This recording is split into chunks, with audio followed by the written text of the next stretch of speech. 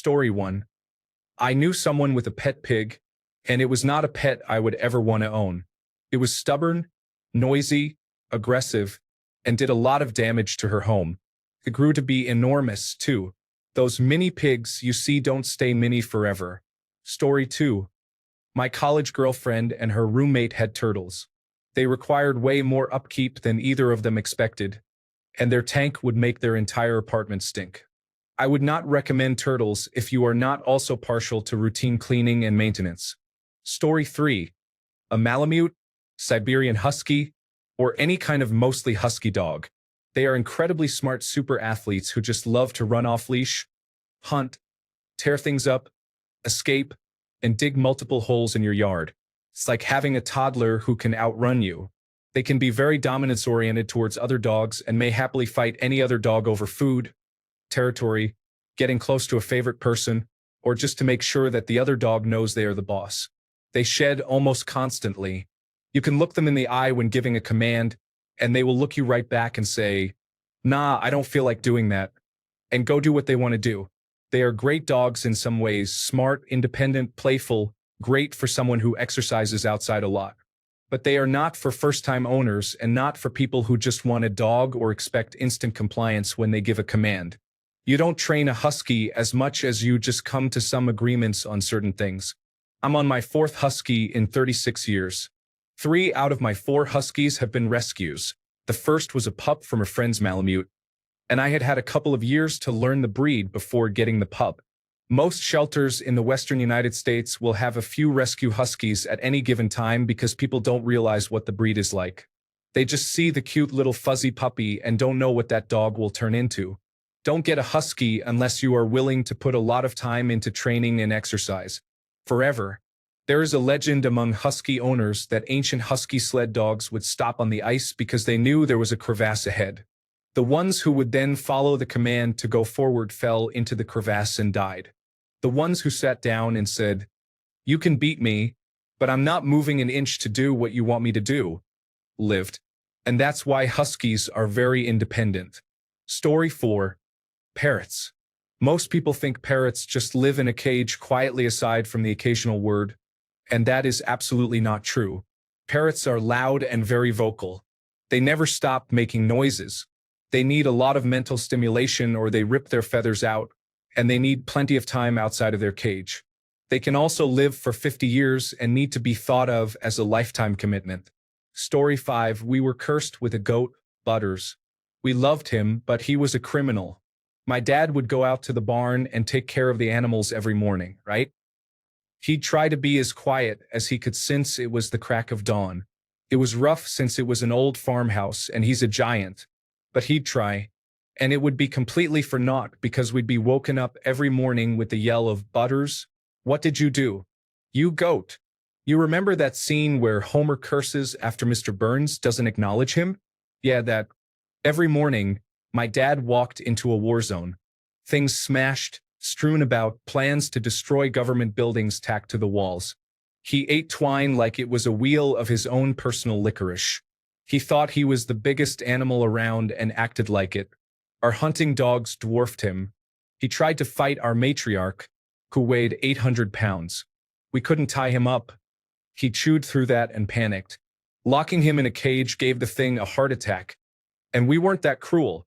We ended up using the cage to store the more expensive barn stuff instead. The only limitations he could handle were the chicken wire we put him in so he could clear up weeds around the house every week or so. During the day, he got to wander. Dad was always there, obviously. But he was locked in the barn at night because coyotes would get him, and his dumb self would try to take them on. No need to pay for a weed whacker. That's the monkey's paw Dad wished on that caused him. He at least did that. He earned his keep. Just pull out the chicken wire if we needed a place trimmed down. We'd even rent him to the neighbors. And don't worry, he got apples in exchange for this. My father weighs nearly 300 pounds. He chews, smokes, and likes greasy food. And that goat single-handedly caused his heart problems. He would headbutt us and everything constantly. He's why we didn't do chickens for very long. He'd attack us to grab crops out of our hands, even if there were rejects on the ground. He wore a bell as a warning. There was some love there, He was very soft, cuddly once he tired out. We kind of taught him to kick a ball around, so that was fun. The dogs loved him. He'd lay with them in the barn, if not in the hay. He taught my family there were worse things in life. Sadly, he's in the great barn in the sky now. But Dad let him live to old age, even buried him. Rest in peace, Butters. We would never do it again, but there will be a perpetually damaged place in our hearts for you. Story 6. Sugar gliders are not meant to be pets. You may see cute demonstrations of them being docile and adorable, but those are very rare cases. Most of them are just wild animals. Unless you are very highly selective with a breeder, they are also mass-farmed inbred critters. We had several, and it is one of my biggest regrets.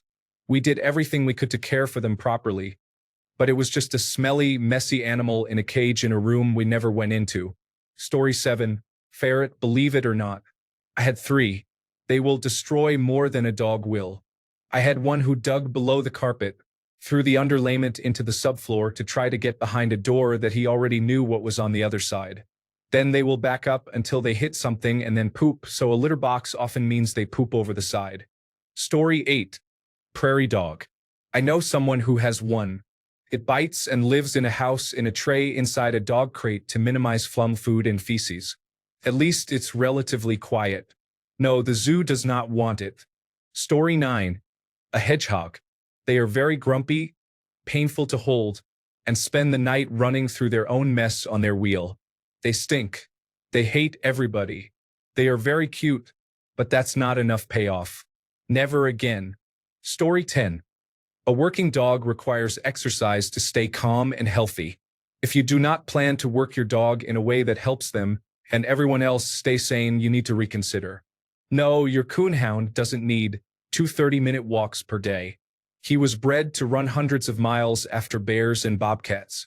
You need to actually exercise him, Deborah. Story 11. Ducks have no anal sphincter. They just drip poo wherever and whenever as they are going about their business. As such, ducks are mediocre at best as indoor pets. Story 12. One single rat. Please always have at least 2, with 3 being a better minimum.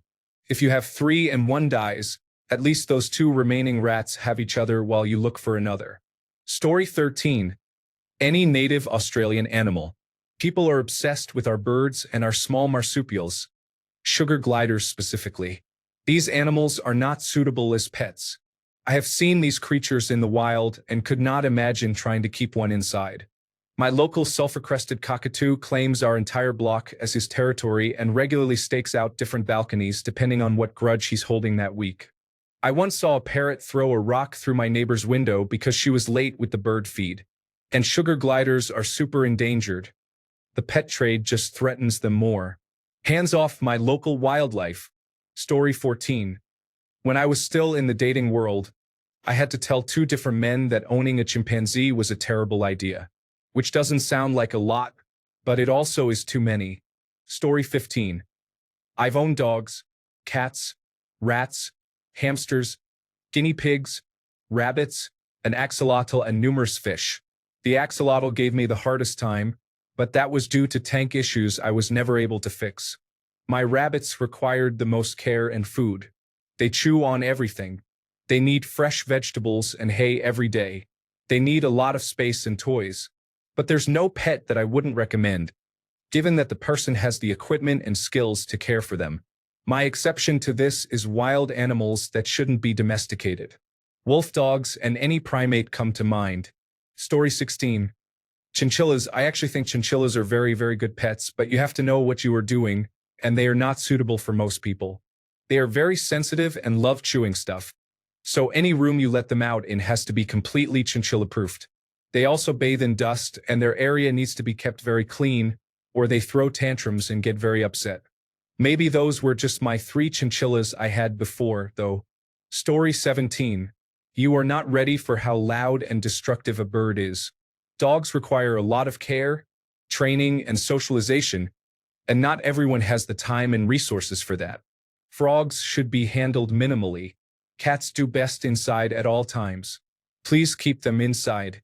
Guinea pigs require at least 1 companion guinea pig. A miniature pig is any pig under 300 pounds. Be aware of that because teacup pigs are not a thing. Hamsters need to be solitary. Fish cannot thrive in a bowl. Bowls should be used for temporary display only. Most fish need more space and care than you think they do. Story 18. There is nothing a hamster offers that rats do not do better, with the exception that rats need to be kept in pairs at least. A single rat is a lonely, depressed rat.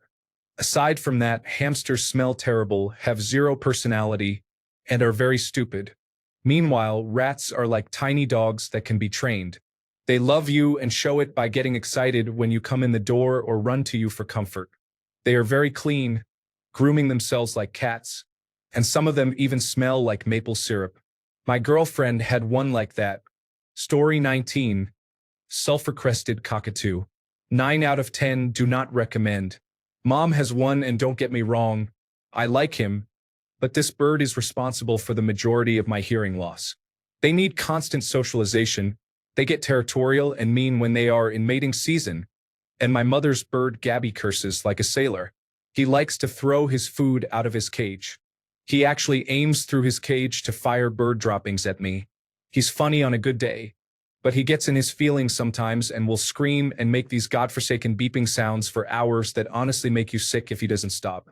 Imagine the sound a smoke detector makes except higher and louder. Our neighbors could hear him almost a full mile away when we put his cage on our porch in the summer. And we have a United Parcel Service driver that he scared the crap out of. The man was walking a package up to the house and didn't see the bird. The bird says, "What you doing?" in a raspy voice. The man took off because he thought he was hearing voices. We explained it the next time he came around. Story 20. Rabbits. They're super cute and softer than anything. What you don't know is that they leave little droppings with every step they take. And surprise, they will eat your books, couches, curtains, and just about whatever is left. I miss you, Daisy. Story 21. A pig. Any kind of pig. Even those adorable little Vietnamese potbelly ones. They are incredibly intelligent. It's like having a difficult, spiteful toddler in your house. They will chew and destroy your stuff out of spite. They will defecate on your floor while staring you in the eye, as if to say, "What are you going to do about it?" They can figure out, for example, how to open a cupboard and knock over a plastic bin full of dog kibble so they can gorge themselves on it. And they can live to be like 20 years old. Story 22. Fish. My husband and I keep aquariums with a wide array of fish. It is a lot of hard work. Your fish should be living years, not months or weeks. We have a 12-year-old Plico who is massive and requires a very large tank. Tank care can be a lot, and the more live plants, the better. That requires a lot of research about the parameters of the water and tank, what types of plants they'll thrive with, what kind of environment you need to produce to best care for them, and what fish should go together. Your tiny betta bowl is abuse. Straight up abuse. I am so tired of seeing abuse in fish groups and no one taking proper care of their animals. Story 23. Wolf-dog hybrid. My former husband had one, and while he was a wonderful animal, there are just too many unknowns with any wolf dog. Ours was a rescue, a high-percentage dog. Your mileage may vary. They have to be trained and socialized differently from regular dogs. They require a special diet depending on how high their wild percentage is.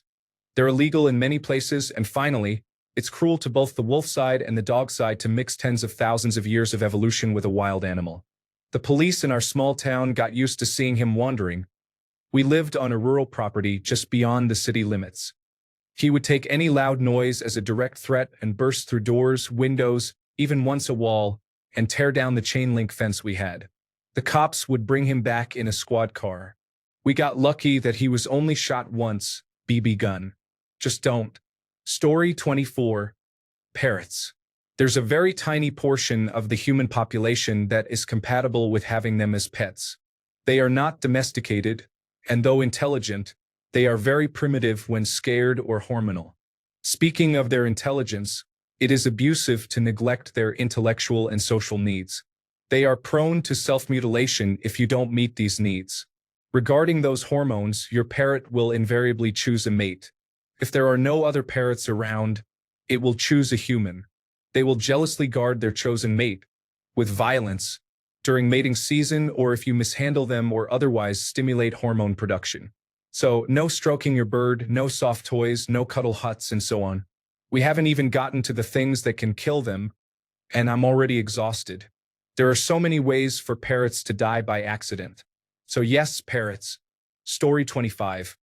My father's friend was a veterinarian, and I loved caring for animals. So I took in various animals that nobody wanted or that had become problematic for their owners over the years. It was a huge mistake. They tried to eat everything, from carpets to curtains, cables to toys. They also smell like no other animals. Story 26. Birds, especially any type of parrot, including budgies and cockatiels, are social. If you're not going to be there all the time to look after them, they need at least one buddy.